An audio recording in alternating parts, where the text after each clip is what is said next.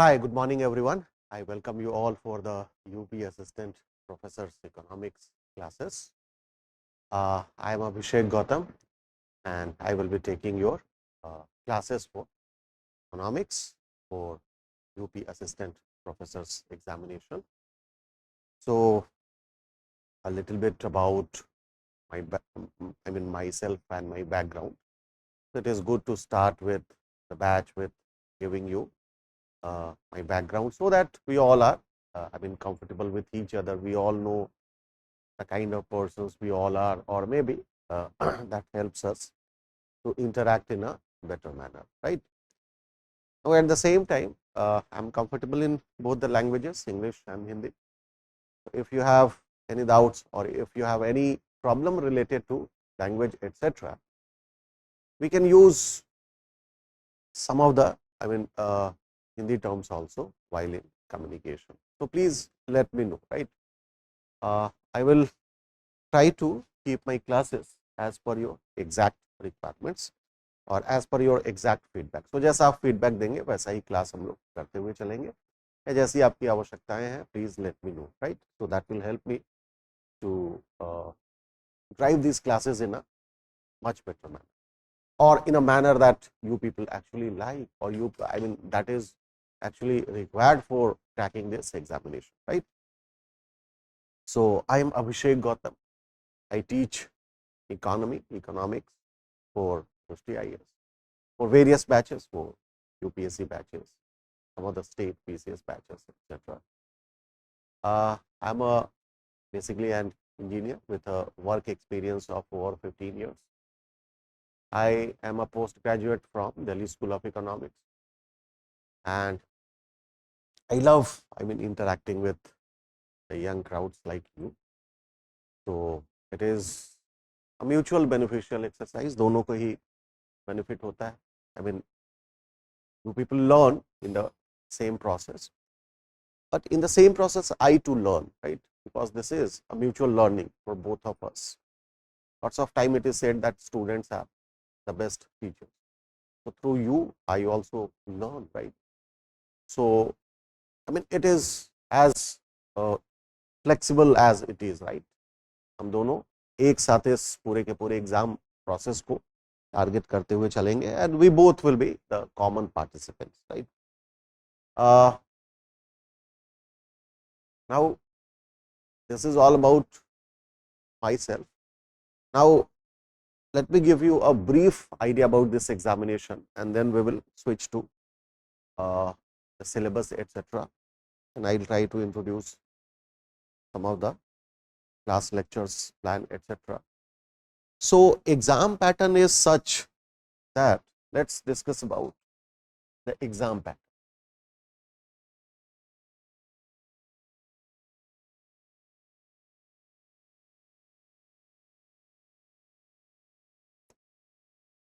So it is basically MCQ type.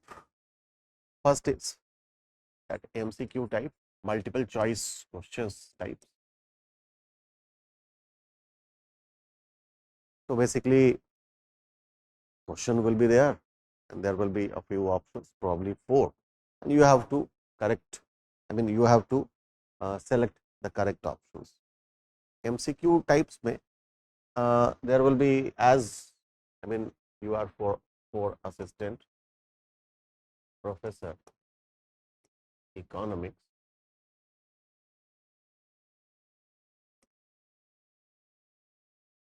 so MCQ types, and it will consist of 2 papers.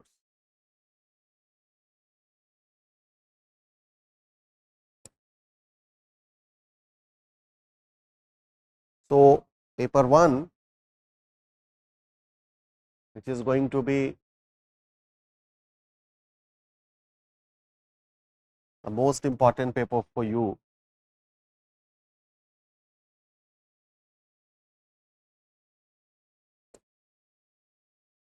so this will be economics. So all the concepts, all the questions related to economics will be here, and of course there will be another paper which is paper 2. which is general studies or GES.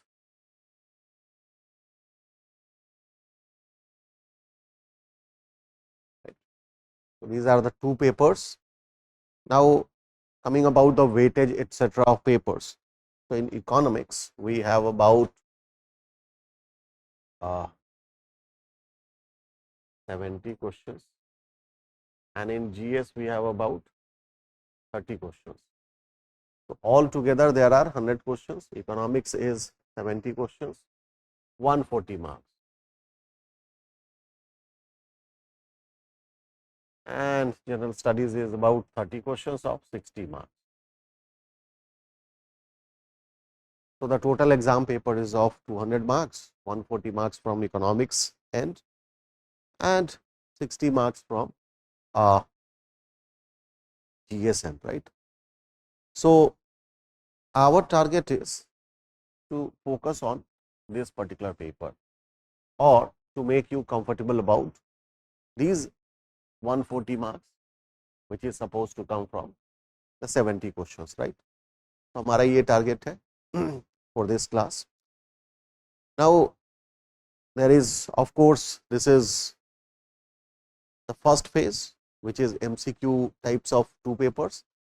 The second phase will be generally an kind of interview or personality test. It is just about 30 marks. So, phase 2 is interview.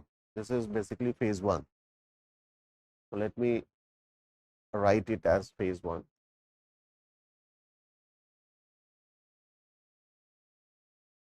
And then there is phase 2. So, phase 2 is basically interview.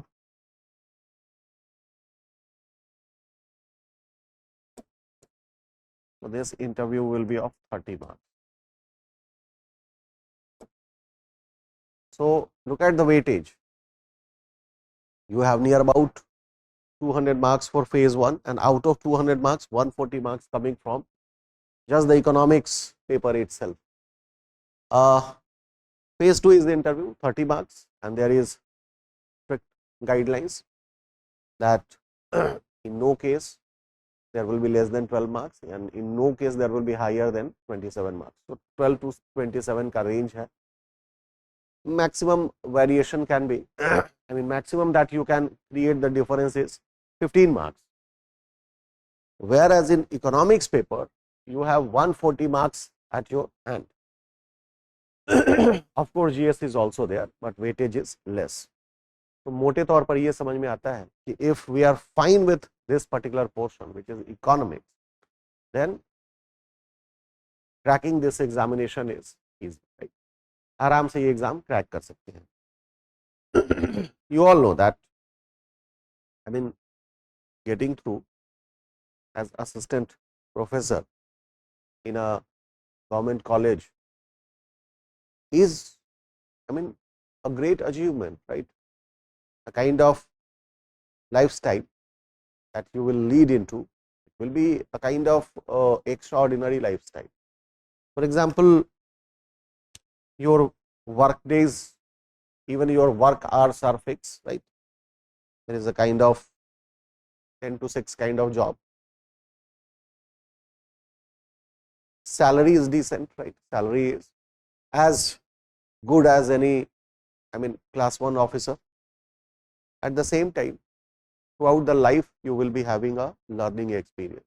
So, if you love to learn, if you love to interact with students, if you love to combine your passion with their passion, then probably this is a very good profession for you, right? And looking into the pattern of examination, going into it is not a very tough task. So, आराम से आप इसमें कर सकते हैं, right? Now, question is how to prepare. Second question आता है कि how to prepare, कैसे इसकी तैयारी करें.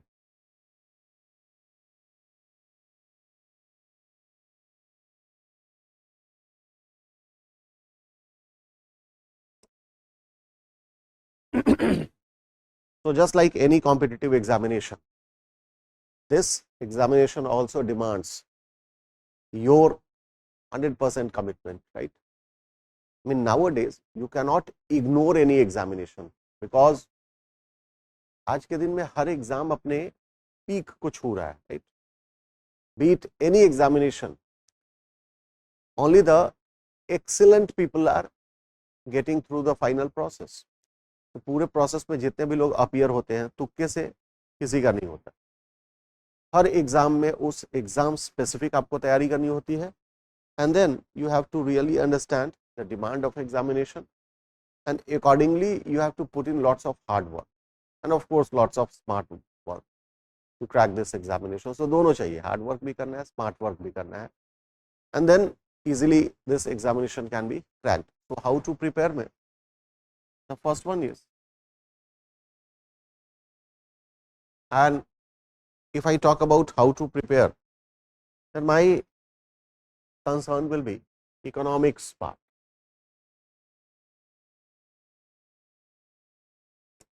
Because I am sure that for other part, there are other experts who will be suggesting you, right? So मैं अपने discussion को इकोनॉमिक्स तक ही सीमित करता हूँ. So let's talk about economics part, right? So economics is a probably well defined syllabus.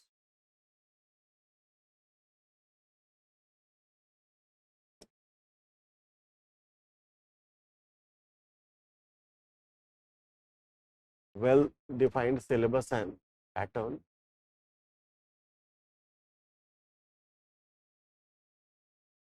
To follow it, it is your basically light post.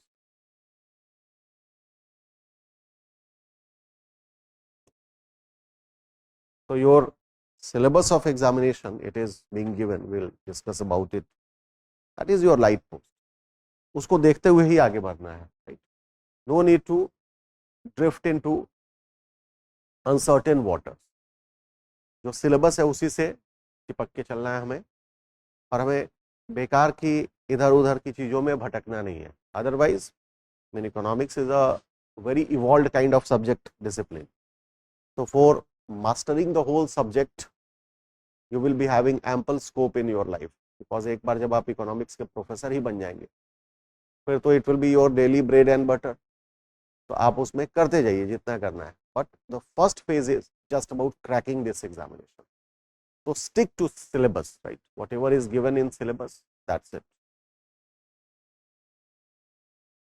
Second is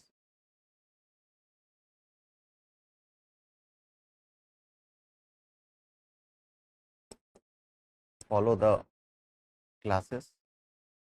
And when I talk about classes, it is about Drishti classes. मेरी जो classes लगेंगी उसको follow करिए. We are planning to cover the complete syllabus in around 60. तो 60 classes के आसपास हम लोग इसको खत्म करेंगे. And each will be 2 hours each. एक दो क्लास आगे पीछे हो सकता है, but will try to finish it within 60 classes. तो इन 60 क्लासेस को रिलीजियसली फॉलो करिए. Follow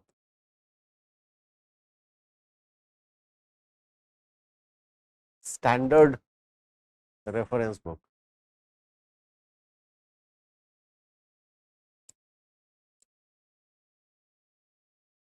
Whatever are the standard reference book, just follow these standard reference books. That will be of immense benefit for you. And when I talk about standard reference book, I am not naming it.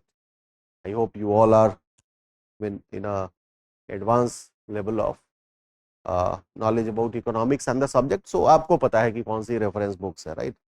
I am not going to recommend any specific books. If you have specific queries, then only I can answer, right? आप सबको पता है कि सबसे अच्छी चलने वाली जो बुक्स हैं और जो सबसे प्रतिष्ठित किताबें हैं उन्हीं को फॉलो करिए, right? Fourth is practice MCQs based on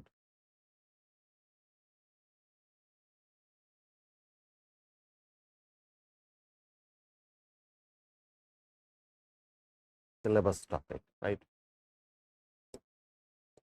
तो सिलेबस के जो टॉपिक्स हैं उसके जो एमसीक्यूज हैं उसको आप प्रैक्टिस करिए। I try to come up with lots of MCQs, lots of important MCQs which are relevant for your examination purpose.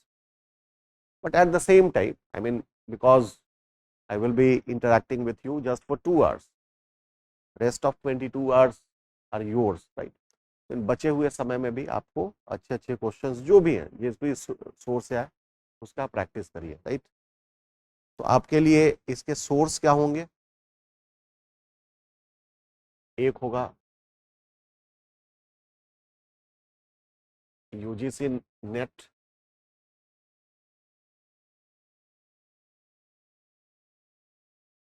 के जो प्रीवियस ईयर्स पेपर्स हैं, ठीक, कम से कम 10 साल के पेपर को करिए। What ever economics MCQs are there, try to cover it. That is a very standard question source. Second source will be UP Assistant Professor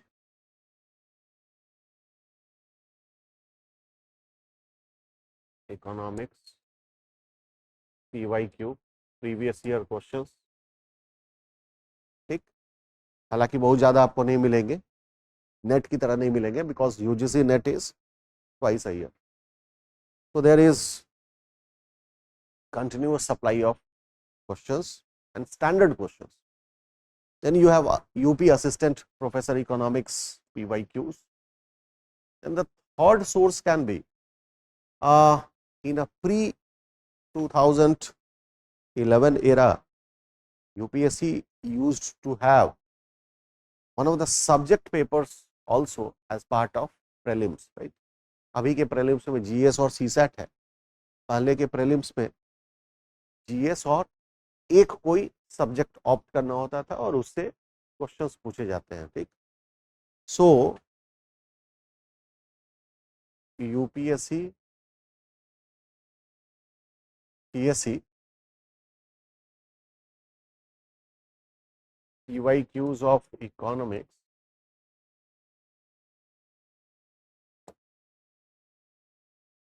ये आपका रहेगा प्रीलिम्स ऑफ प्रीलिम्स ऑफ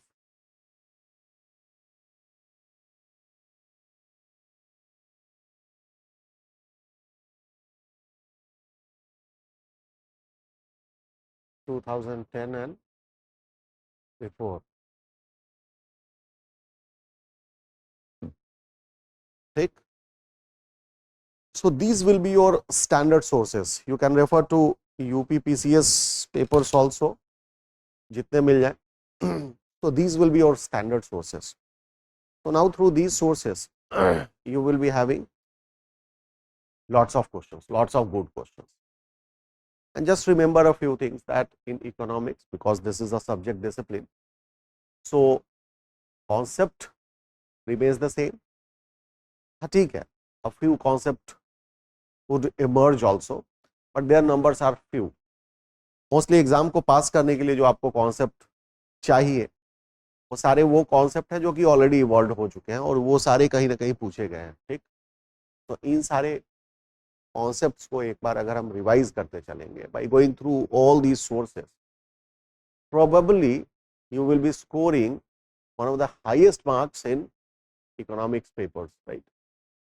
या जितने कट ऑफ है उसके काफी ऊपर आप जाएंगे. Maybe you don't have to worry about your course in interview and much about your scores in GS. अगर आपने इकोनॉमिक्स को इतने सारे प्रैक्टिस को ठीक से कर लिया, क्लासेस लगेंगे, क्लासेस को सपोर्ट करने के लिए there will be some reference books and I will be also supplying you with few MCQs. Mostly मैं क्लास में ही कर दिया करूंगा, but apart from it a few MCQs we will be discussing on a regular basis and few I will be giving you as an assignment as and when required, right. और उसके अलावा खुद से भी इन सब चीज़ों की आपको तैयारी करनी है, ठीक। तो that's all about how to prepare it. Now आप पूछेंगे कि कितने घंटे की पढ़ाई करें, तो it depends upon person to person, circumstances to circumstances, right. We all are different, we all have gone through a different academic process. Some of us have been very serious during our graduation and post graduation days. तो वो पढ़ाई हमने बहुत अच्छे से की है. So maybe for few of us going to just a few hours will be enough. But for most of us, this realization comes at a later part of our life. कि भाई कुछ करना है, कुछ अच्छा करना है. So it comes very later phase of our life. So for most of us, we need to put in all our efforts for this examination. Maybe a few of us would be working professional also. तो काम को ध्यान में रखते हुए जितने भी समय बचते हैं वो फिर हमें देना है इस एग्जाम के लिए. We just have to optimize that time. कुछ ऐसा करना है ताकि maximum number of hours are to be dedicated for this examination. अगर आप working professional हैं तो try to make your work life balance in such a manner that you are getting a sufficient time out of your work, right? So for different person, different number of hours not a big deal, right? आप अपने अनुसार इसको adjust कर सकते हैं. चलिए, now next thing is going through the syllabus, because the syllabus मैंने बोला ही है कि this is going to be our light post or the lamp post that will be showing us the right path, right? तो एक बार हम लोग syllabus को discuss कर लेते हैं.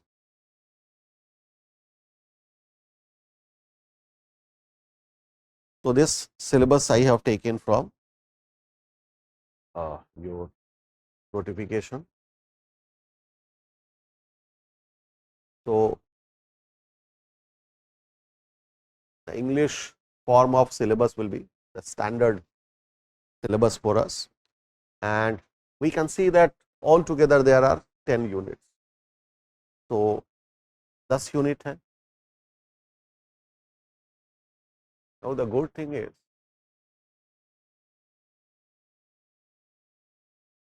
that from all part of syllabus the commission is asking questions, right? That is the good thing. So syllabus is available. I have taken it from the notification part, right? It is easily available. It is divided into unit wise. So roughly क्या हमें आता है? Roughly आता है कि we have about 10 units.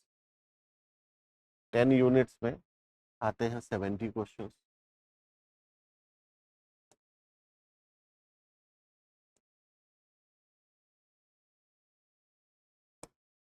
So that means 7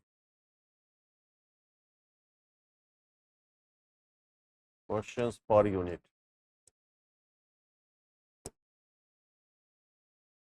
So we have to be dedicating all our efforts equally in all the units. सारे units को अच्छे से करना है ताकि सारे units में, because equal number of questions are expected to come from each of the unit. So we have to make sure that we are able to get the maximum out of every unit. मतलब हम लोग ऐसा नहीं कर सकते कि केवल एक दो यूनिट अच्छे से किया और बस उसके भरोसे चलेगा, माइक्रो और मैक्रो अच्छे से किया और चलेगा. We have to cover all part of syllabus to get good marks, and we have to cover the syllabus in such a manner that it exactly follows the requirement of examination, because we have to finish the entire classes into, I mean entire syllabus into 60 lectures.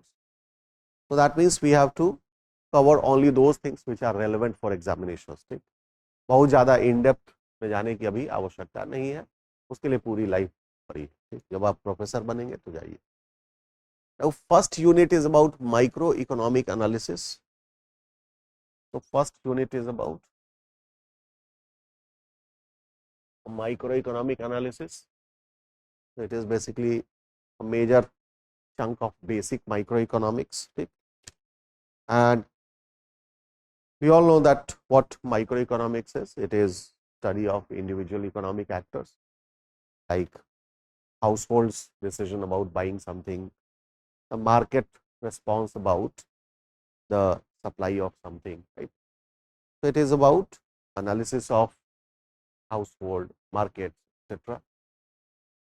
पढ़ना क्या है हमें? तो demand analysis, Marshallian, Hixian, and revealed preference approach. So demand is one of the, theories in microeconomics that we have to make sure that we understand it correctly and in slightly deeper manner. So demand analysis पढ़ना है from the perspective of Marshallian, Hixian, and revealed preference approach. So this is the first. The second one is theory of production and cost curves. The third one is pricing and output determination under perfect monopoly, monopolistic and oligopoly market. Then there is general equilibrium and welfare economics, and then managerial theories of the firm, Baumol, Maris and Williams. So that will take care of our microeconomic analysis. The second one is about macroeconomic analysis.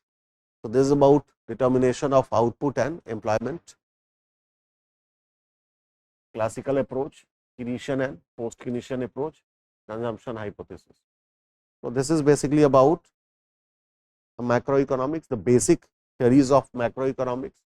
So macroeconomics is basically study of the whole economic system, right?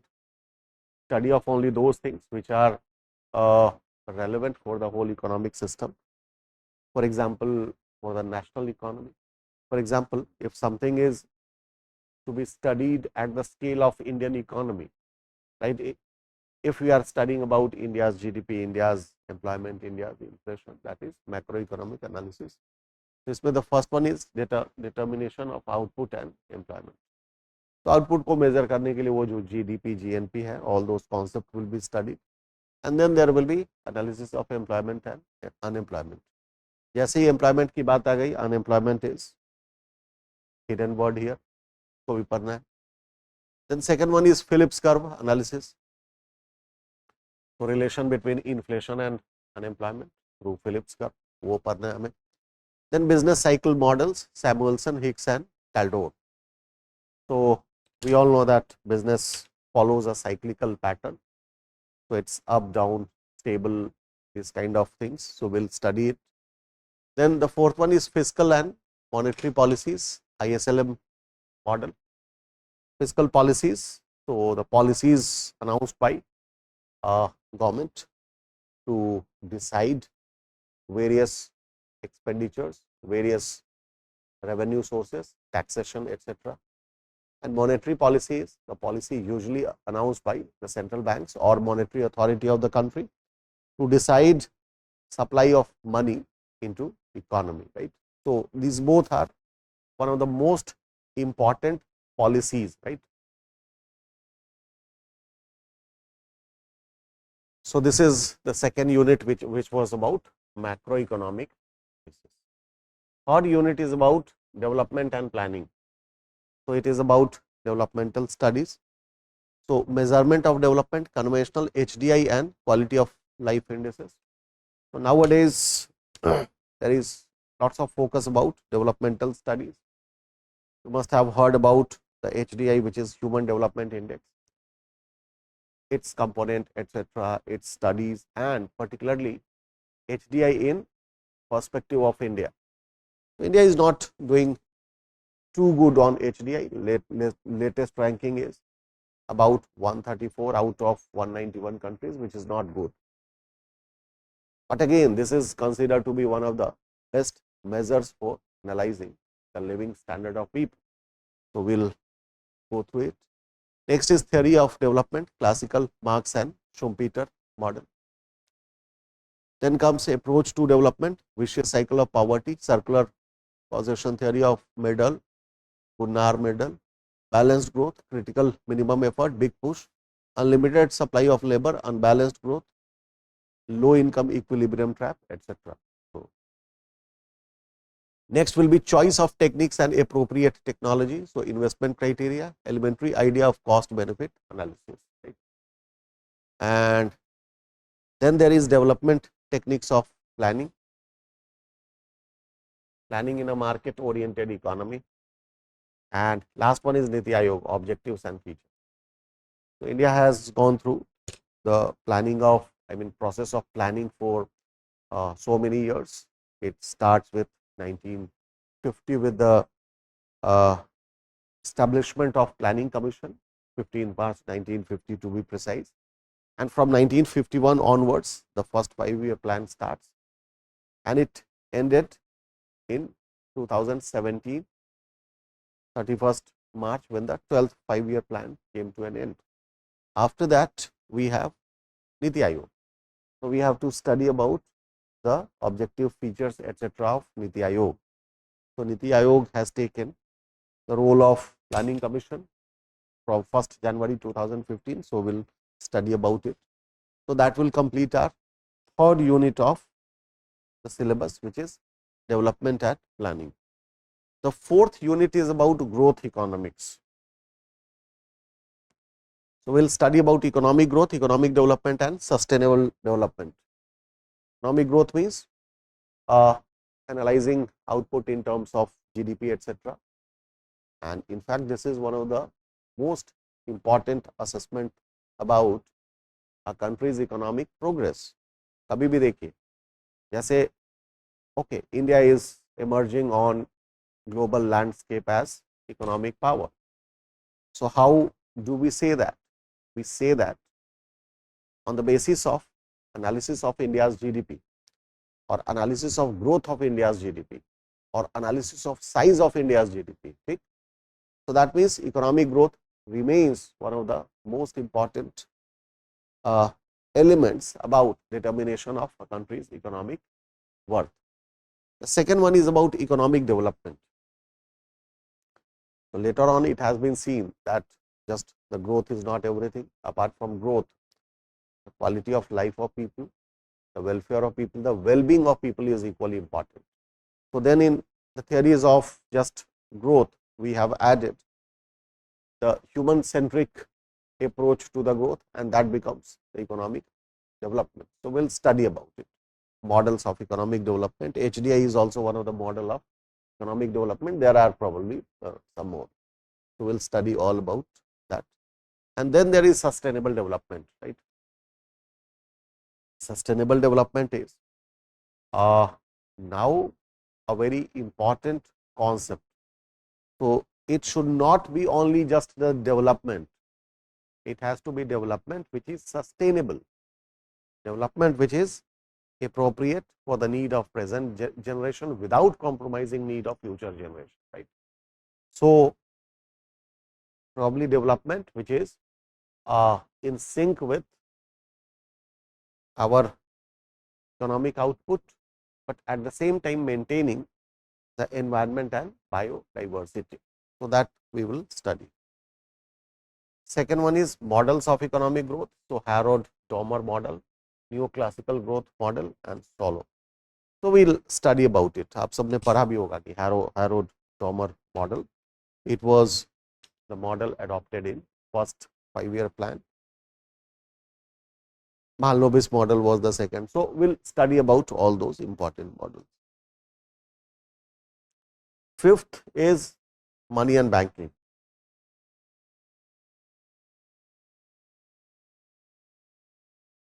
Yeah. So, let us talk about fifth, which is money and banking. So, unit fifth se will enter into another realm of economics, where basically it is about discussion of money and banking. So, it is about the first demand for money, Fisher and Cambridge versions, approaches of Keynesian, Friedman, Baumol and Tobin. So, it is about analysis of different criteria and different concept yardsticks about demand of money. Second one is about supply of money. So, determinants of money supply, high powered money and money multiplier. So, we will study about it. There are different kind of monetary aggregates, monetary measures, M0, M1, M2, M3, etc. You must have also heard about the concept of narrow money, broad money, money multiplier. So, everything will done it will be done here. Next is money and banking. So, in this we have concept of money supply, organization of India's monetary market, changing role of RBI, inflation, concept, trend, estimates, consequences and remedies, monetary policy and financial sector reforms. So, mainly this is a topic which is current also and conceptual also. So, definitely we will go through it. Coming to the sixth unit is the unit of public finance, right. So, public finance is basically the financial management of public resources, or maybe the management of resources in such a manner so that public welfare is maximized. In public finance, we have to study about role of government, role of the government in economy, allocation, distribution and stabilization functions, private, public and merit goods. So, different kind of goods have to be distributed with different purpose and by different agencies. Next is budget. So, component of budget, kinds of budget, zero based budgeting, concept of deficit, types and effect of deficit, budget of union government in India, formulation and enactment, public expenditure, meaning and scope, theories of public expenditure. ये सारी चीजें हम लोग करेंगे. Again the part of Indian economy के एक particular part की तरह इसको डील किया जाएगा. And so that is the first 6 units of our syllabus. Now let's talk about the next 4 units. तो जल्दी जल्दी देख लेते हैं एक बार. अच्छा, so unit 6 में there are still lots of things need to be discussed, is here in this page. So next is about public revenue. So different approaches to the division of tax burden, incidence and effects of taxation, elasticity and buoyancy, taxable capacity. So we will be discussing about various aspects, various concepts related to taxes. There is public debt, objective and importance, sources, effects, burden and its management. आप सबने सुना होगा कि debt on government of India is rising, right? या कई बार आपने India के public debt को लेके कई सारी अलग अलग स्टेटमेंट्स सुनी होंगी. We'll discuss all the things. What constitutes public debt?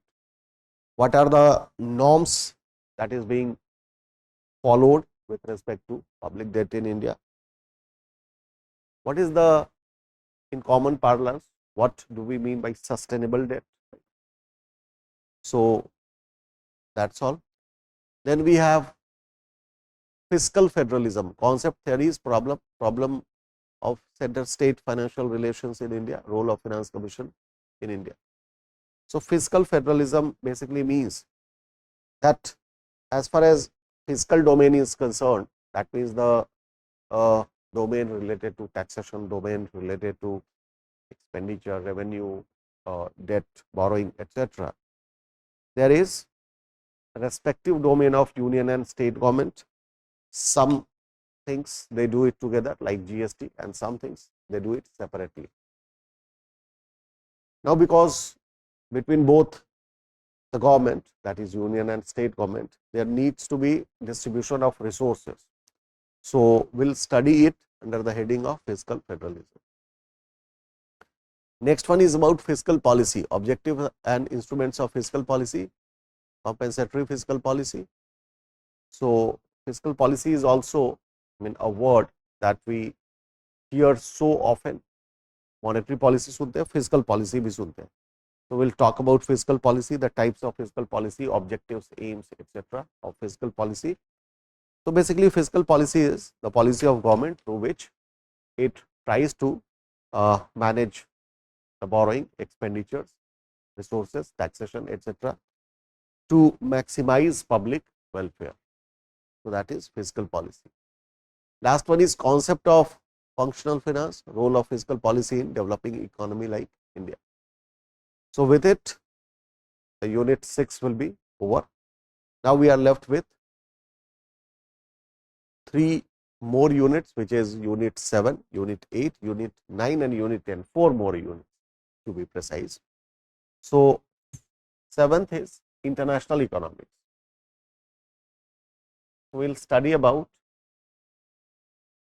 how the subject economics behaves in international market.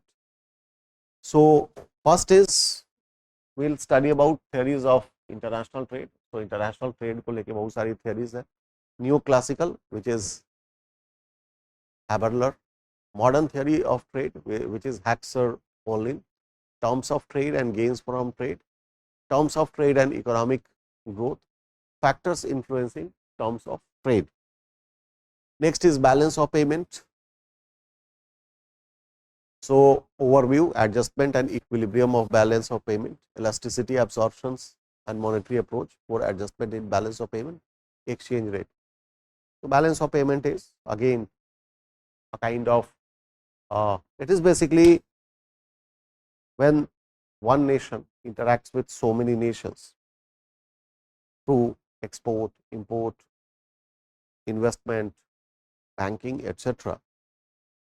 There is some money which is expected to come to this nation as a receivable, and there will be some money that this nation is expected to pay to other countries as its liability. So the net of receivables and liability, whether it is in the positive domain or in the negative domain, इससे तय होता है कि balance of payment is positive or negative. If your receivables are more than your liability, that means you are a balance of payment positive kind of nation, because incoming money is more than outgoing money. And if it is vice versa, then we are BOP negative country. So we will discuss about the concept of balance of payment, etc. Next is impact of tariff and non-tariff barriers, partial and general equilibrium analysis of tariff and non-tariff barriers. So in economics, we study about tariff and non-tariff barriers. In international trade, restrictions can be imposed either through tariff barrier, tariff मतलब tax or duty. तो import duty लगा दीजिए, बाहर का import costly हो जाएगा and its quantity will go down. So that is called as applying tariff barrier and reducing import. Normally nations क्या चाहती हैं? It wants to maximize export, because through export it will get foreign currency, and it wants to minimize imports, right? Particularly the non-essential imports. So we'll study about the tariff and non-tariff barriers. तो इसको import को restrict करने का एक तरीका तो हो सकता है through increasing import duties, and the second method can be through imposing some of the barriers which are not in terms of duty but in terms of other kind of conditions, like putting some safety condition on a product or putting some environmental condition on the product. आजकल आपने सुना होगा, the European Union is discussing to impose a carbon tax on the steel products which are coming from those nations which are not making steel through green technology. Green is basically now term used as a green wash. किसी भी पाप को आप green से धो लीजिए, right? Developed nations which have polluted a lot to this earth, now they are doing all these green things, right? So green tax क्या है? They are trying to impose some of the taxes on the steel or maybe these kind of imports coming from other countries. like India, China, etc. So this is one of the non-tariff barriers. Or maybe increasing packaging requirements. आप किसी को बोलिए कि भाई ठीक है, will accept your import provided it is coming in 6 layers packaging. तो उस पैकेजिंग का ही कॉस्ट इतना ज्यादा हो जाएगा कि this product will become unviable in the lending market. So that is the different kind of non-tariff barriers. Partial and general equilibrium analysis of tariff and non-tariff barriers. Next one is theory of regionalism at global level, collapse of Bretton Woods system, and about discussion about the recent system.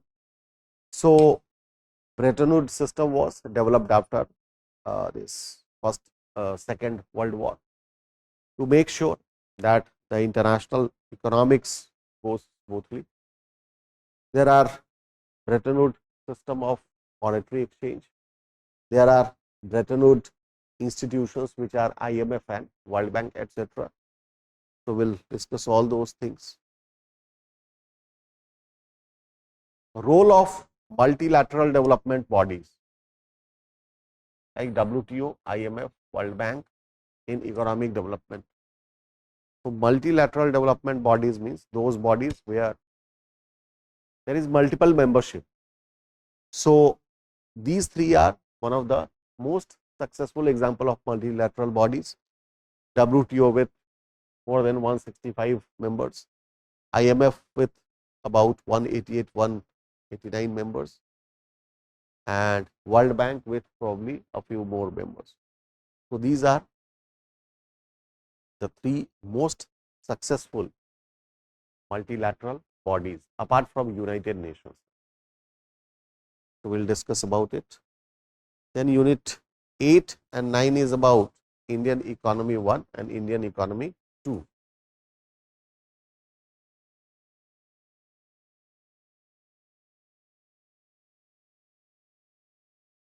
तो एक बार Indian economy और Indian economy 2 की बात कर लेते हैं, which is unit 8 and unit 9. तो unit 8 देखिए, Indian economy 1. So it is analysis of Indian economy, characteristics of a developing economy, basic economic indicators like national income, etc. So national income के जो भी indicators है, GDP, GNP, etc. everything will be discussed in detail. So this is the first one.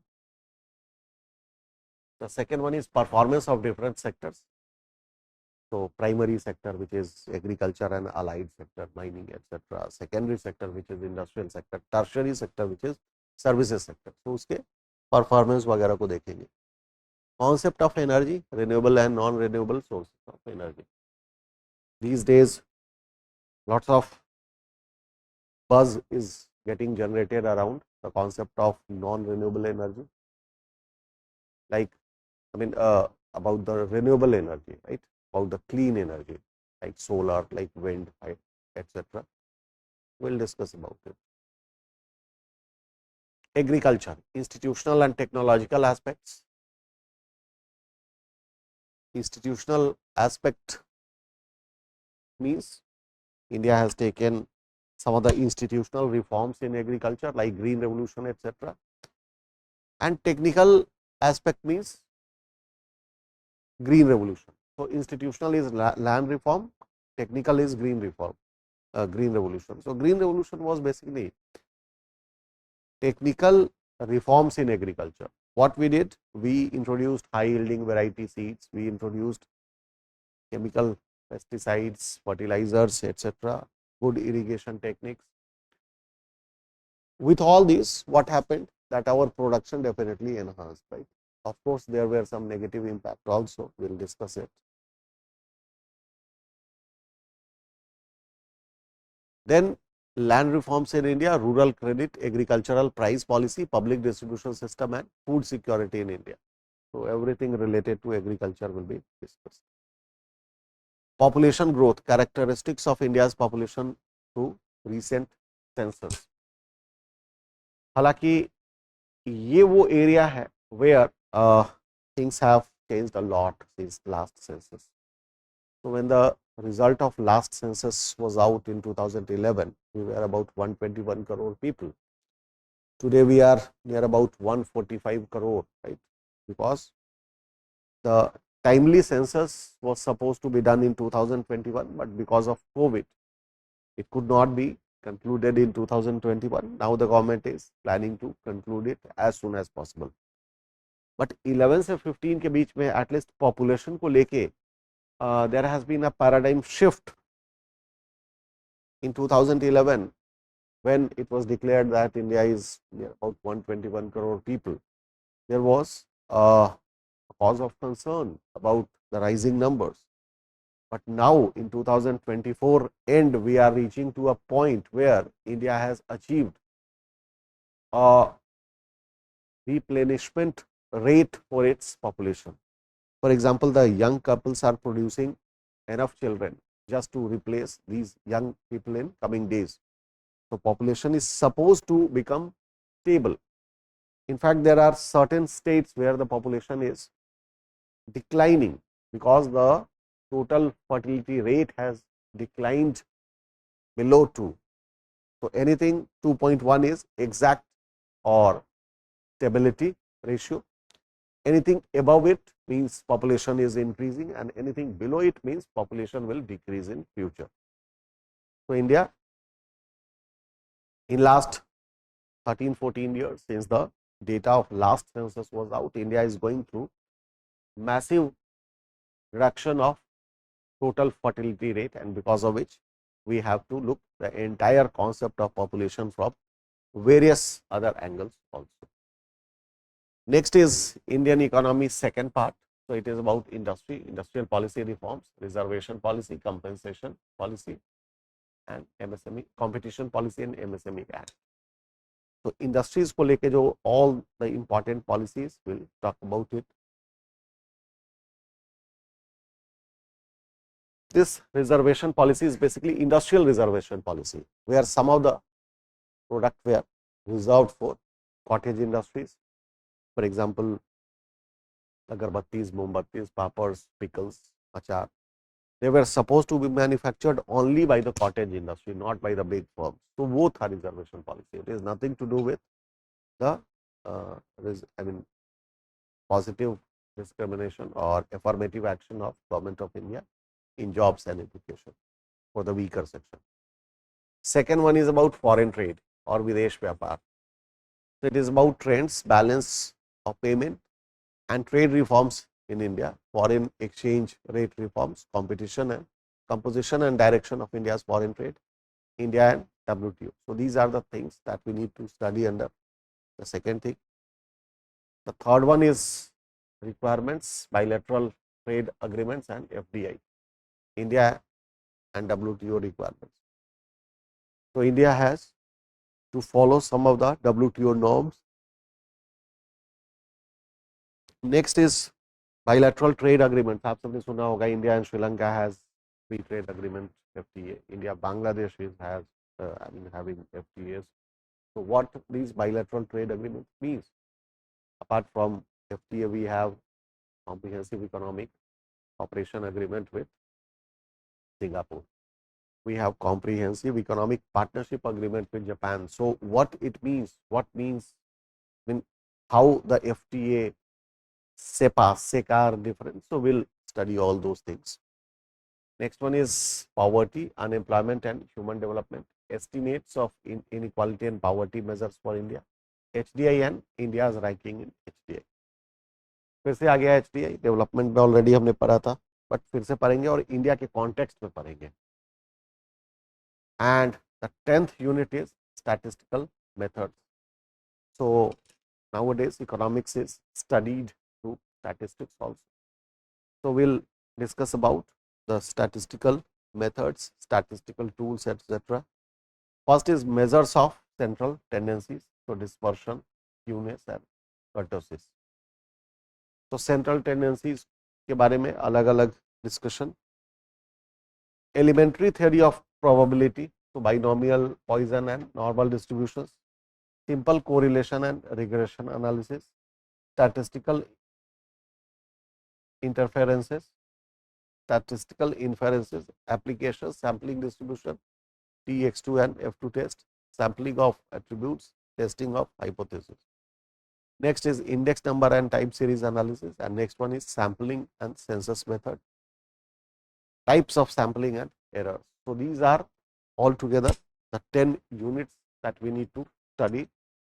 The good thing is that weightage for each of the unit is equal. So we'll study each of the unit with the same level of seriousness. तो सवाल सारे ही unit से पूछे जाएंगे, equally पूछे जाएंगे. So we need to finish all the units with a kind of maximum understanding, right? ऐसा नहीं हो सकता कि 2-3 यूनिट को स्किप किया और उससे काम चलाया, right?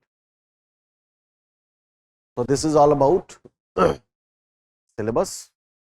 This is all about the exam pattern. This is all about the requirements of this examination, etc. Right? So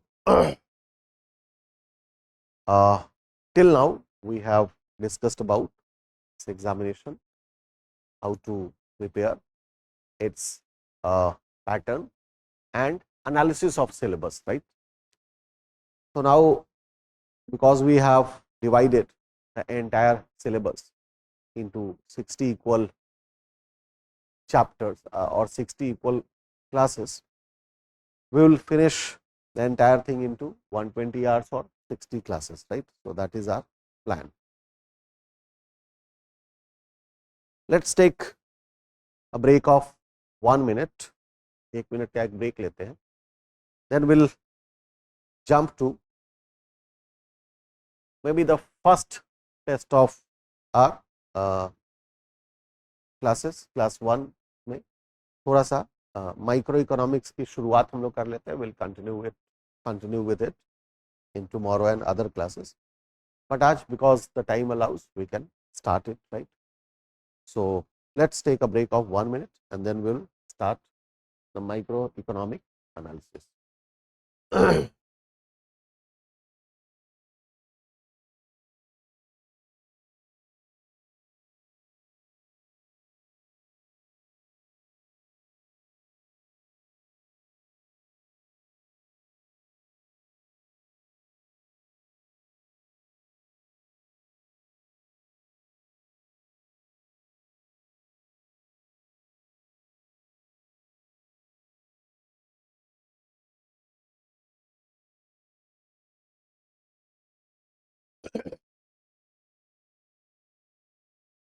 Yeah.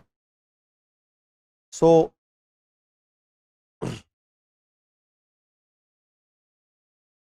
Same syllabus in Hindi. तो इंग्लिश के सिलेबस को ही स्टैंडर्ड मानिए. हिंदी के सिलेबस को तब देखिए जब इंग्लिश में कुछ समझने की आवश्यकता हो, राइट? तो syllabus of English is standard. Follow Hindi version only when it is required. So this is the first unit about microeconomic analysis, and topics to be covered is we have already discussed, but just for the sake of deeper understanding, let me discuss it. So the first topic in microeconomics is the demand analysis or analysis of demand. So it will be about discussing demand from a Marshallian, Hicksian and revealed preference approach, right? Second one will be theory of production and cost curves. The third one is pricing and output determination under perfect monopoly, monopolistic and oligopoly market. Fourth one is general equilibrium and welfare economics, and fifth one is managerial theories of firm, Baumol, Barris and Williamson, right?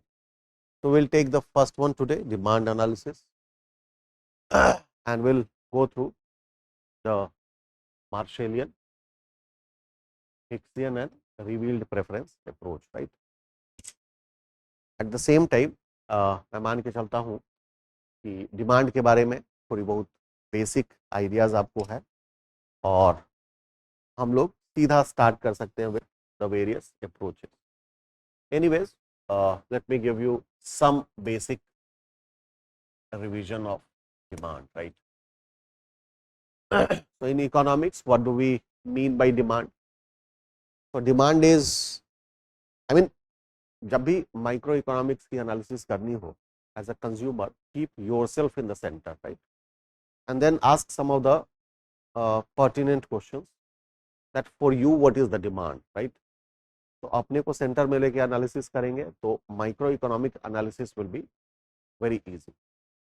So for us, what is the demand as a household or as a consumer? So as a consumer, basically we demand various goods and services in terms of quantity, right?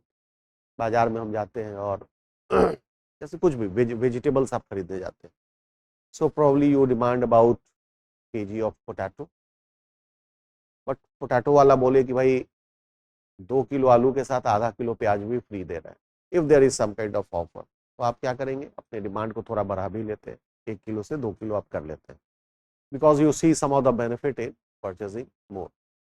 तो demand is basically it is quantity demanded.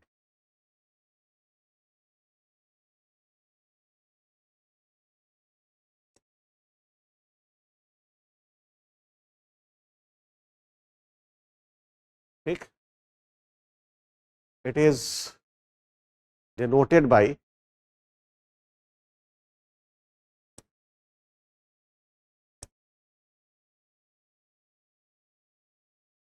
QD. So it is quantity demanded. It is basically ability and willingness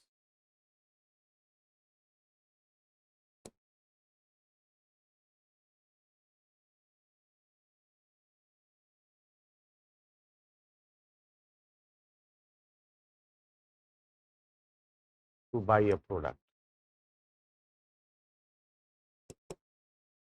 Yeah, ability and willingness to buy is demand. So ability means you are able to buy.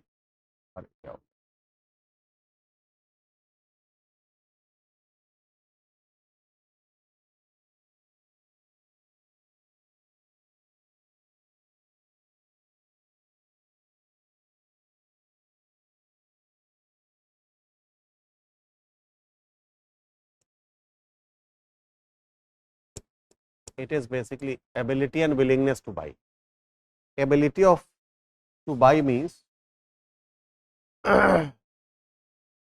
you have the capacity to purchase something, that means you have the sufficient purchasing power. So that is ability to buy. Willingness to buy means you have some kind of eagerness to buy. So when this ability plus willingness comes together, the demand gets created. For example, I have ability to buy an Apple iPhone, right? मैं afford कर सकता हूँ Apple का iPhone, right, but right now I don't have willingness to buy it because I am fine with my Android phone, right, or I am fine with the Android technology. So that means I have ability to buy, but I don't have willingness to buy. So I'm not creating an extra demand for an Apple iPhone. The day I'm convinced with the maybe better security features of Apple or better, I mean, kind of coordination activities of various Apple devices, probably my willingness to buy an Apple iPhone will also be there, and in that case I will be creating a demand for one piece of Apple iPhone. ठीक, तो ability और willingness दोनों आ गई तो demand आ गया. ठीक, तो that is all about demand. अब डिमांड के बारे में अगर आपको जानना है, so we have to study about the law of demand.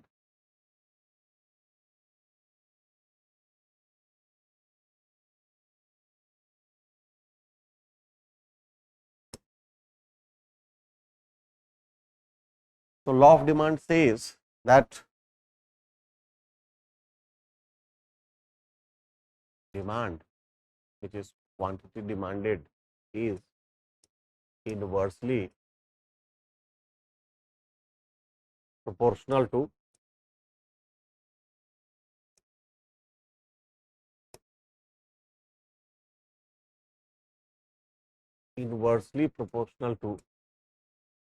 the price, which is P of the product.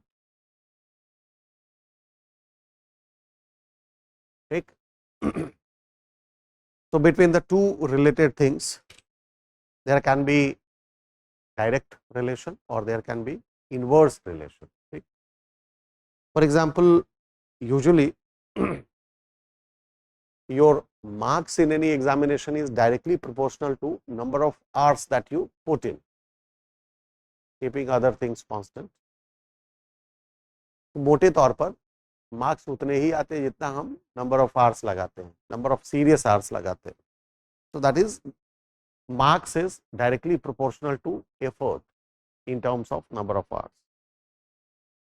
Now your marks are also inversely proportional, right, to number of hours that you spend watching reels while studying. जब आप पढ़ाई करते हैं और social media में reels देखना शुरू कर देते हैं तो आपका कितना टाइम पार हो जाता है आपको पता ही नहीं चलता. एंड लर्निंग क्या होती है? कुछ भी नहीं. It is just one after the other. Algorithm of various social media, it plays with your mind और आपको मजा आता रहता है और अब 20, 25, 30 मिनट कहाँ आपके चले जाते हैं आपको पता ही नहीं चलता. In fact this is termed as word which is now word of the year. इसको ब्रेन रॉट कहा गया है. ब्रेन रॉट का मतलब है कि your brain goes in a situation where you are following command of algorithm without knowing your interest, without knowing other things, right? So that is called as brain rot. So again, your marks or your performance in examination will be inversely proportional to number of hours that you spend on social media. ठीक, hard and fast rule नहीं है but समझाने के लिए बोल रहा हूँ. तो चीजें या तो डायरेक्टली प्रोपोर्शनल हो सकती हैं अगर एक के बढ़ने से दूसरा भी बढ़े, और चीजें इनवर्सली प्रोपोर्शनल होती हैं अगर एक के बढ़ने से दूसरा कम हो. So demand is inversely proportional to the price. That means quantity demanded is proportional to 1 by P. ठीक, ऐसे लिखते हैं, inversely proportional 1 by P.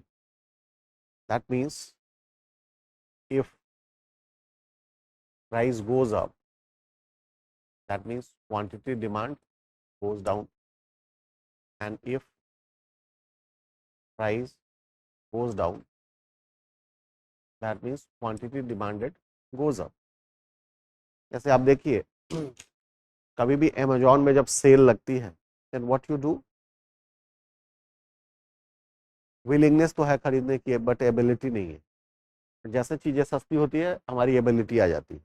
That comes with in our budget, तो वी क्रिएट फटाफट डिमांड और फटाफट उसको हम बाई कर लेते हैं. इसका अगर उल्टा हो जाए कि when prices goes up quantity demanded goes down.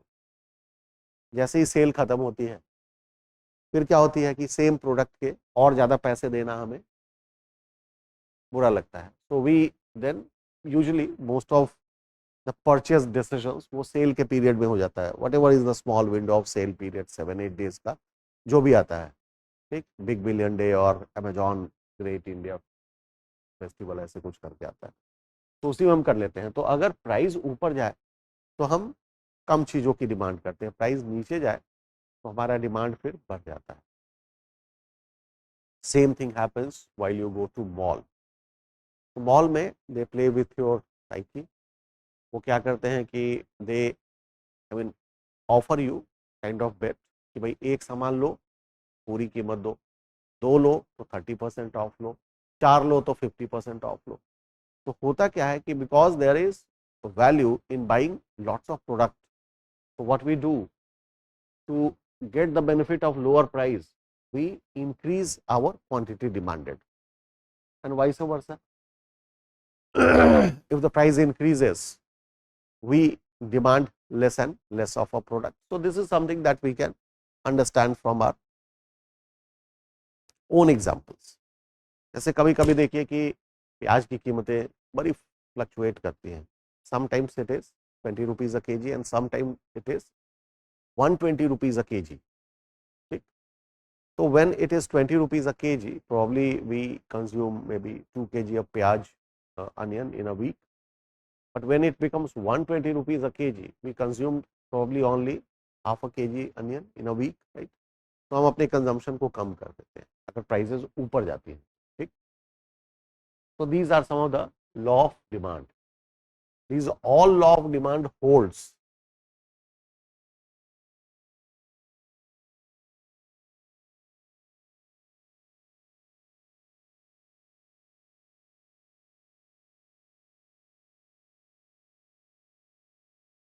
So demand is inversely proportional to the price of product.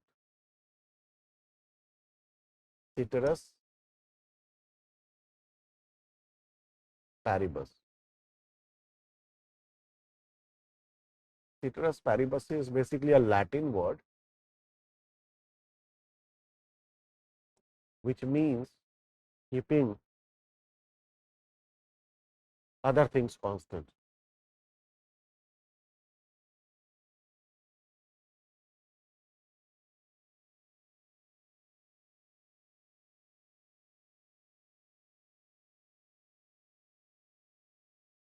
So law of demand may we have to remember the concept of ceteris paribus, that our demand depends definitely upon price, it is inversely proportional, but by keeping other things constant, because if these things comes into play, maybe this relation will not hold. For example, suppose if we say that as the price goes up, the quantity demanded goes down, but suppose your income is growing at a very fast pace, right? तो उस समय ऐसा होगा कि price बढ़ जाए तब भी क्वांटिटी डिमांडेड कम हो जाए. प्रॉब्ली अभी क्या है कि you are purchasing 4 pair of jeans in a year, right, with your limited income, and probably price of every jeans is 1500 rupees, right? 2 years down the line, when you are into this job, you finally get selected and you are into this job, right? और मेरी शुभकामनाएं आप सबके साथ भी हैं. In that case, you are earning handsomely. So in that case, even if the price of jeans becomes 2000 rupees, 1500 से बढ़ के 2000 हो जाए, probably you will purchase 6 jeans in a year. ठीक. तो दाम तो बढ़ा, आपकी डिमांड भी बढ़ गई. क्यों? बिकॉज इनकम बढ़ गई. यहां हमने इनकम वगैरह को इफेक्ट में नहीं लिया by doing this kind of. So we are analyzing the interaction between demand and price, keeping other things as such as income as constant, right? या probably jeans का एक दूसरा विकल्प आपको मिल जाए. ठीक. Probably you have grown your interest in buying a linen pant. उसमें आपको मजा आने लगा because it is comfortable, etc. In that case, even if the price of jeans goes down, will you increase your demand for jeans from 4 to 10? नहीं करेंगे, क्योंकि you have shifted, you have got a different alternative, right? So probably there are so many things which have to be frozen while discussing about impact of price on quantity demanded. यही बात है. ठीक. So with it, now we have demand curve, the concept of demand curve.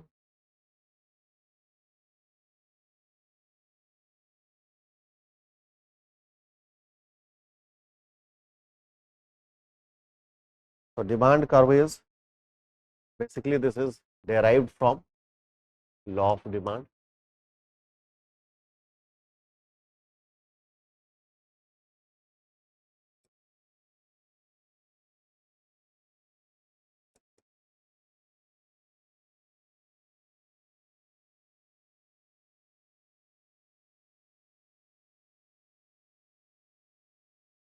तो कैसा दिखता है आप सब जानते होंगे, but just for your recall I am showing this demand curve.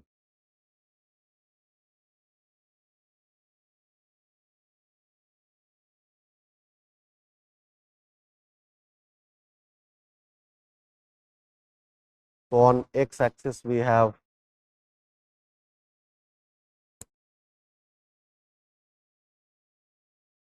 quantity demanded, and on y axis we have prices, right?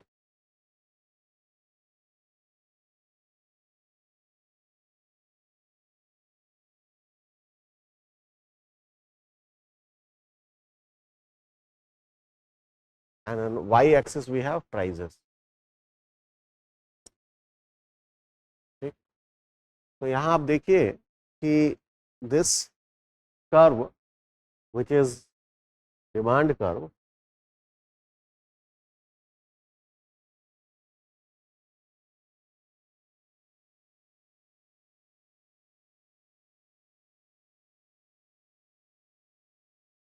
demand curve is basically a downward sloping curve. कैसा curve है ये? So it is basically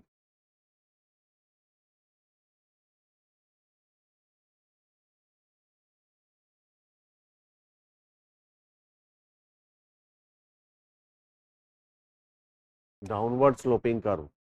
That means this curve is sloped towards downward. ठीक, इसका मतलब ये है कि at the higher price points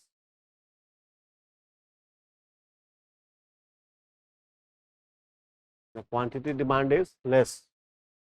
At the lower price points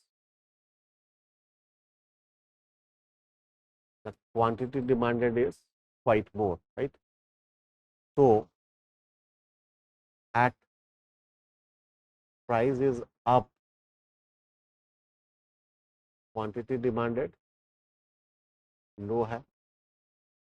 यहाँ पर क्या देख रहे हैं? Price is low, quantity demanded high.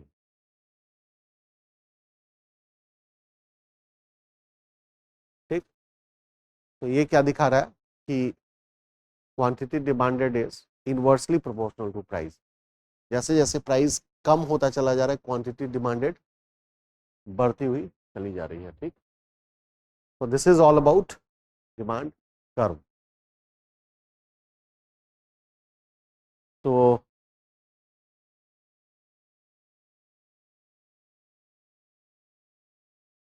the next concept that we need to study about elasticity of demand.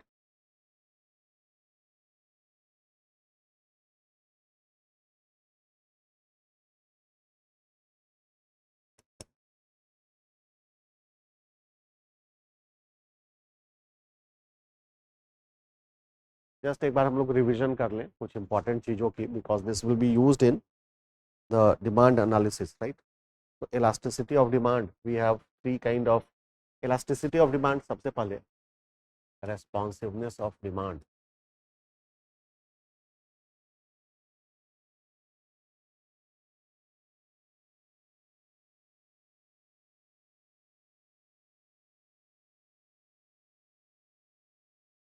Due to change in related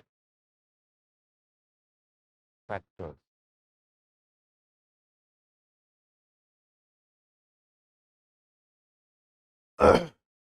ठीक, so this is called as elasticity of demand. So we have three kind of elasticity of demand. We have A is price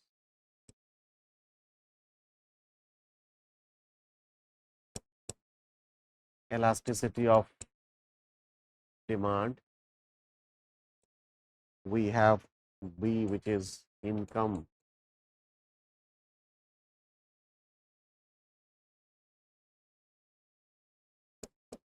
elasticity of demand, and we have C, which is cross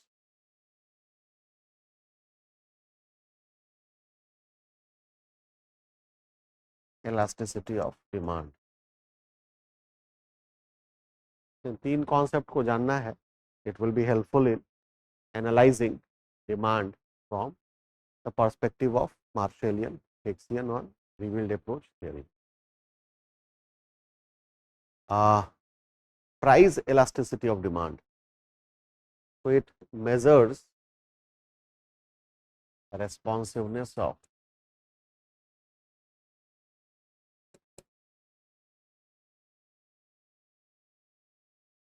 demand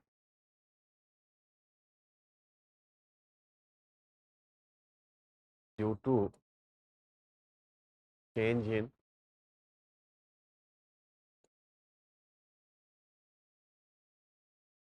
price of the product and keeping other things constant, right? So in that case, price elasticity of demand, which is, मान लीजिए इसको हम ऐसे लिखते हैं PED. तो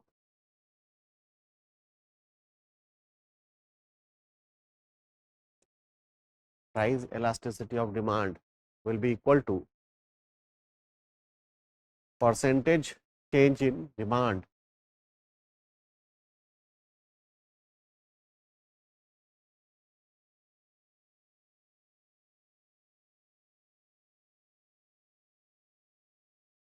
divided by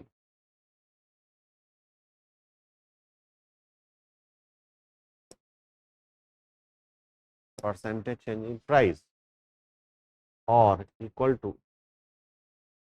change in demand को हम लोग डेल्टा डी से लिखते हैं. तो percentage of delta D by percentage of delta P, right. So this is price elasticity of demand. So that means with changing prices, how the demand is responding. So on the basis of this, there will be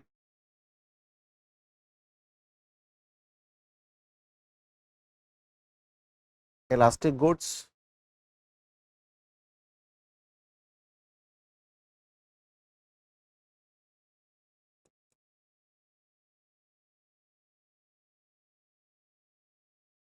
if price elasticity of demand more than 1. That means with similar change in price, change in demand is more. For example, if the price changes by 1%, demand changes by 2%. मैंने दाम में 1-8% ऊपर नीचे करी और demand में 3-4% की fluctuation हो जाए, that means the good is very elastic. ठीक. तो normally the goods which have close substitutes they are very elastic. उसके डिमांड में थोड़ा भी चेंज करेंगे तो उसकी प्राइस में थोड़ा भी चेंज करेंगे, so the demand will change a lot. This is elastic.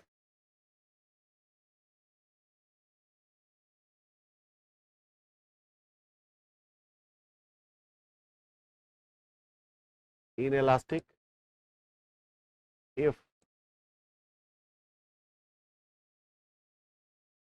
price elasticity of demand is less than 1. There will be certain things which are inelastic. That means there is hardly any change in demand even with change in prices. दाम में तो change हो गया. मान लेते हैं कि कुछ लाइफ सेविंग ड्रग्स है, उनकी कीमतें अचानक से बढ़ गई, फिर भी उनकी डिमांड तो रहेगी, because these have no close substitutes and these are very essential for life. So these are inelastic goods. या probably essential goods like salt. तो इसकी कीमत अगर बढ़ भी जाए 50% से बढ़ जाए, तो क्या हम सॉल्ट का डिमांड 50% से रिड्यूस करेंगे? No. In fact, the demand of salt will be reduced by negligible amount. थोड़ा बहुत उसका जो वेस्टेज है हमें आप वो रोक लेंगे, but it will continue to be same. So such kind of goods are called as inelastic. और इलास्टिक और इनइलास्टिक के बीच में दो और चीजें आ जाएंगी. One will be perfectly elastic where the price elasticity of demand is 1, and perfectly inelastic, right, where the price elasticity of demand is near about 0, right. So, there are so many conditions. So, this is all about price elasticity of demand. Now, let us talk about income elasticity of demand. तो कई बार income के साथ भी demand का variation देखा गया है. With rising income usually demand goes up, with decreasing income usually demand goes down. So for normal goods, if the income rises, demand also rises. So, income elasticity of demand, if this is, चलो इसको हम next page में कर लेते हैं.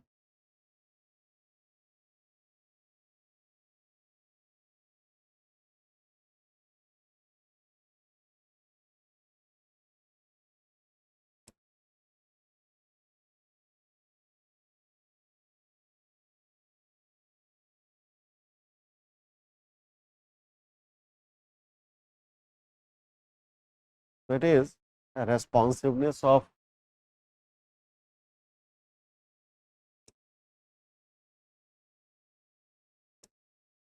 demand, that is quantity demanded due to change in income.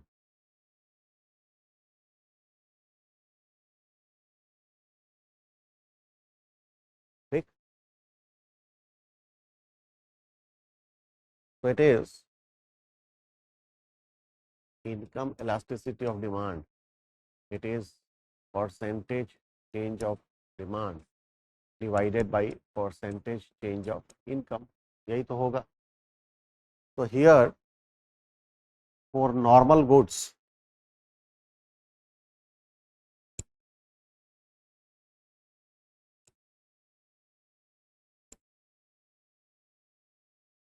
normal goods are those goods which behave normally. For normal goods क्या होता है कि demand increases with increase in income.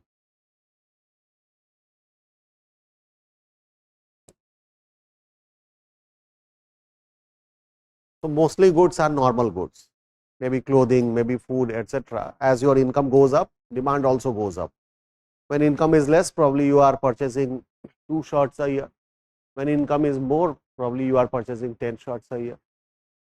So, normal goods में क्या होता है?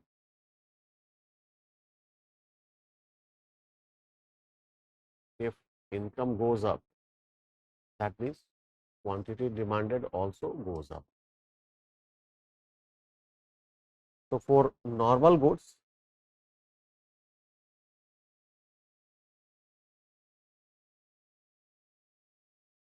income elasticity of demand will be greater than 1, right. So, with change in income, there will be proportionately more change in demand.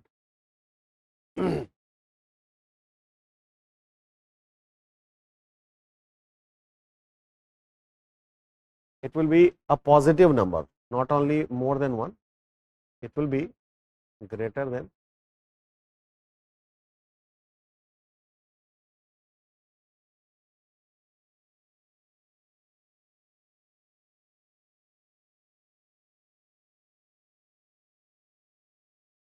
0. ठीक. Then there are other category of goods which is called as inferior goods.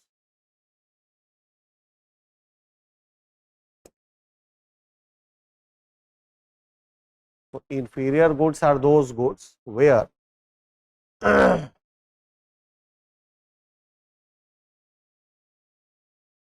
demand increases with decrease in income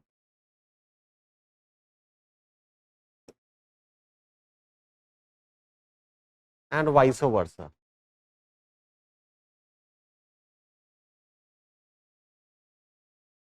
ठीक. तो यहाँ पर income के भरने के साथ आ, तो इनका रिलेशन कैसे है कि if income goes up,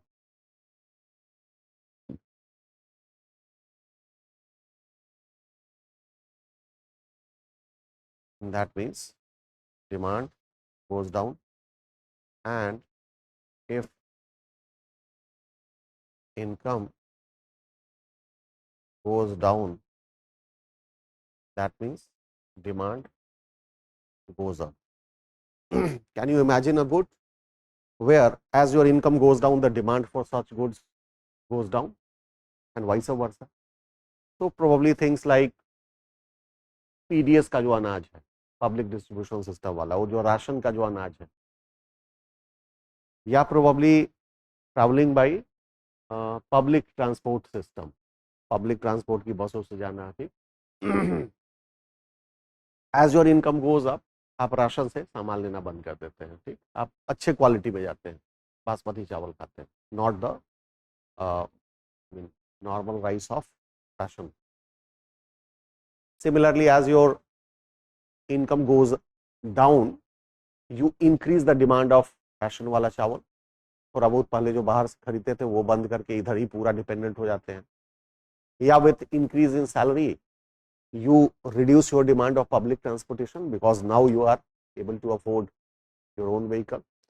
And if your income goes down, you switch from your own vehicle to public transportation system because usually it is cheaper. So these are called as inferior goods. So inferior goods के case में income elasticity of demand will be less than 0. That means it will be a negative number.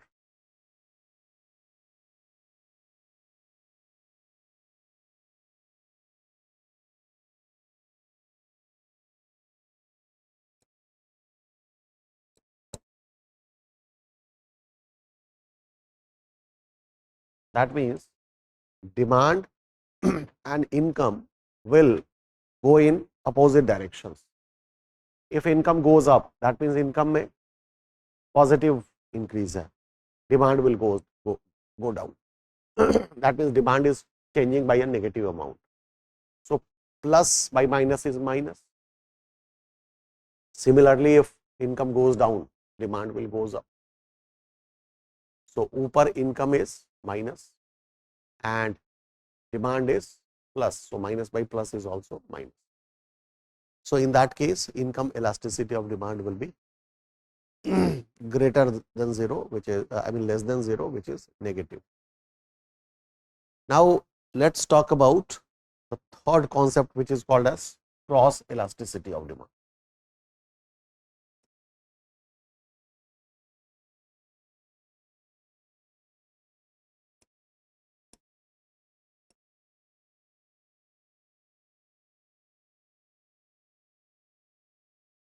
मान लीजिए इसको हम लोग सी E D, ठीक, तो it is responsiveness of demand of a product due to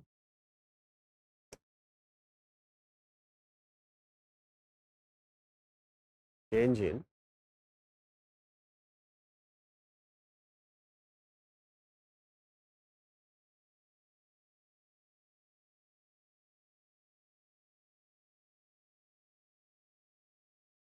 price of related goods.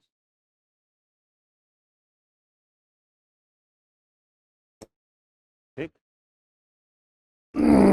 Here the concept of related goods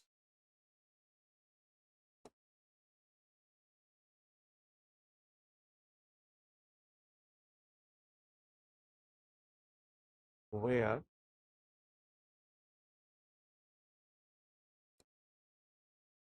the consumption of Fourth,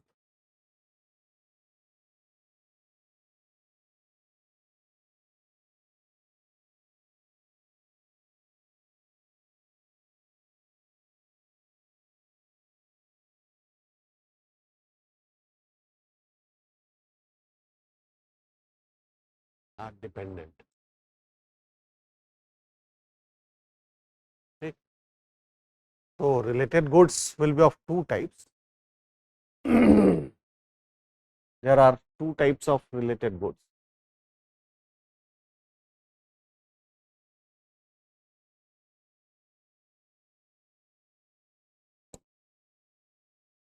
First one is called as complementary.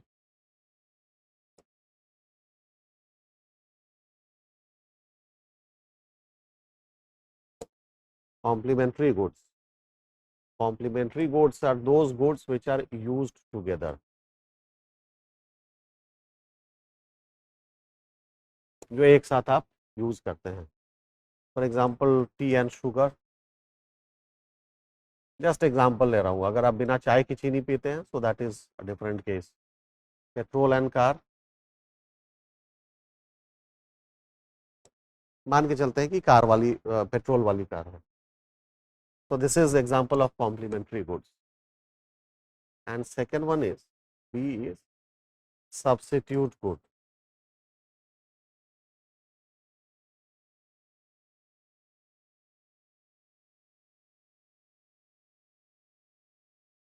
जैसे cricket में देखते हैं ना, एक player fielding में दूसरे को substitute कर देता है कई बार.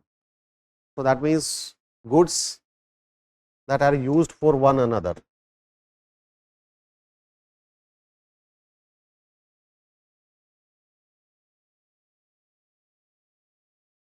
या used in place of one another. Right. Example है आपका पेप्सी एंड कोक.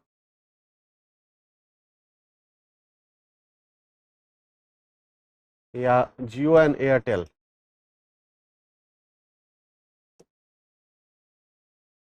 तो मोस्टली मार्केट में यही दो विकल्प हमारे पास हैं.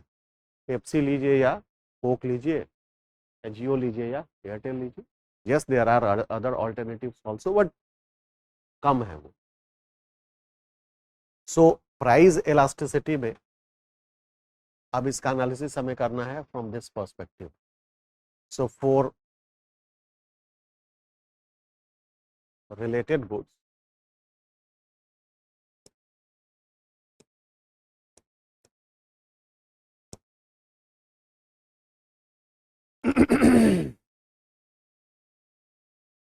related goods के केस में क्या होगा, with price of one increasing, demand of other will go down. मान लीजिए कि पेट्रोल की प्राइसेस काफी बढ़ गई तो कार की डिमांड कम हो जाएंगी. हम मान के चलते हैं कि it is petrol driven car. So for related goods, if price of one increases,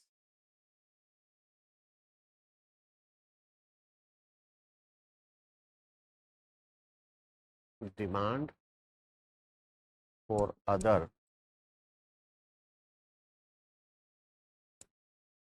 goes down.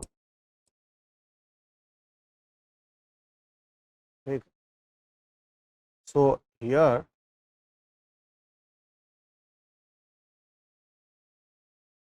cross elasticity of demand, which is percentage change in demand by percentage change in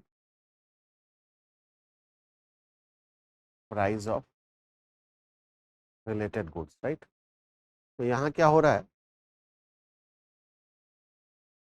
कि demand goes down if price of related goods goes up. ठीक. So that means if one is increasing towards positive direction, other one will go towards negative direction. So cross elasticity of demand will be negative. ठीक. or less than 0. ठीक. Now for complementary goods, नहीं नहीं related नहीं, basically complementary goods था ये।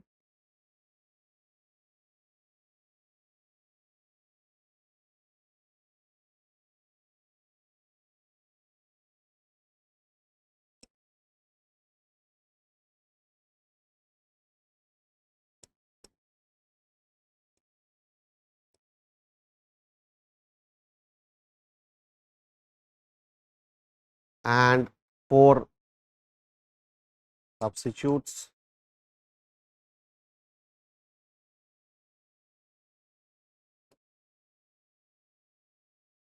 Substitute goods के case में क्या होगा, like Pepsi and Coke. So if demand of Pepsi increases, the demand for Coke will increase. If price of Pepsi increases, the demand for Coke will increase. क्योंकि Pepsi महंगा हो गया, तो उसके कस्टमर भी अब Coke की ओर आ जाएंगे. So here that means if the price of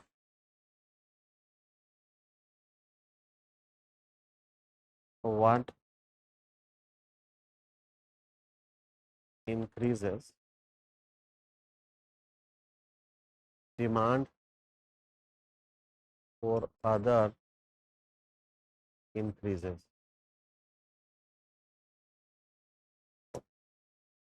ठीक, पेप्सी और कोक का एग्जांपल लेके आप देख लीजिएगा. So here cross elasticity of demand, which is percentage change in demand of goods by percentage change in price of related goods, is positive, which is greater than 0, because both are in same direction.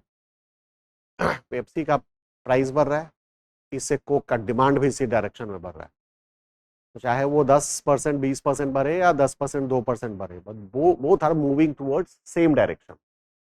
तो ऊपर plus नीचे plus, ultimately plus.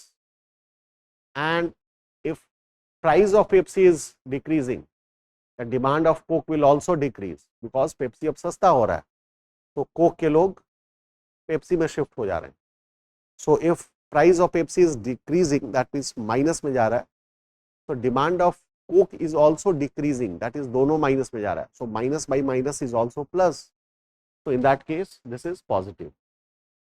तो इतनी ही चीजें याद रखनी है. ठीक, so that's all for today's class. आज की क्लास को हम यही वाइंड अप करते हैं. आज हमने बाकी सिलेबस वगैरह तो देखा, pattern etcetera. Then we discussed about some common concept related to demand. For example, what is demand, the law of demand, the demand curve, and then the elasticity of demand. And we have seen that how the price, income, and cross elasticity functions, right? So that's all about today's class. From tomorrow, we'll discuss about the demand analysis from the perspective of Marshallian, Hicksian, and revealed analysis approach, right? So I hope you enjoyed this class. बहुत सारे concept आपके clear हुए होंगे. तो tomorrow we'll finish all three approach, and इसके बाद कुछ MCQs का भी प्रैक्टिस कर लेंगे, so that will lock, stock and barrel the entire topic, right? पूरे टॉपिक हमारे at least first point of the microeconomics will be. Okay.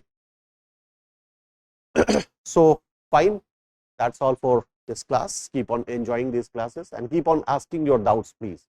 जो भी आपके डाउट हैं, whatever medium you have available, probably chat वैट के थ्रू आपके पास होगा ही, तो feel free to ask, right? Language को लेके अगर इशू हो रही है, थोड़ी बहुत हिंदी विंदी, जो भी आपको ठीक लगे, so please feel free to ask. Ultimately हमारा ऑब्जेक्टिव है कि एग्जाम को क्रैक करना है. ठीक, so nothing should come as a barrier. Fine. So that's all.